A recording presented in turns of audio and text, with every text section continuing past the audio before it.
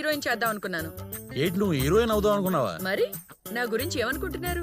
మీరు జగన్మోహన్ సినిమా చూసారా? ఓ గుర్తుకొచ్చింది. అంటే పొయ్యిలో కాలు పెట్టింది నువ్వే అన్నమాట. దయవేంటి? అప్పట్లో నన్ను అందరూ రంభ, ఊర్వశి, మేనక అనేవాళ్ళు తెలుసా? మేకలా ఉంటావు నువ్వు. మేనకేంటి? మేక మరి కాక దీనికేమో రేచగటి 6 తర్వాత ఆకాశంలో స్టార్స్ కనపడవు. ఇదేమో స్టార్ హీరోయిన్ అవ్వాలనుకుంటది. అయినా నిన్ను అనాలే, అది హీరోయిన్ అయితే కానీ శోభనం జరగదని ఎదవ లింకు పెట్టావు. అవును, నేను హీరోయిన్ అయ్యాకే మన శోభనం. అది కాదే అలివేలు. అలివేలుగా సార్, ఆలియా నన్ను హీరోయిన్ గా పెట్టి సినిమా తీయాలనుకుంటున్నారు.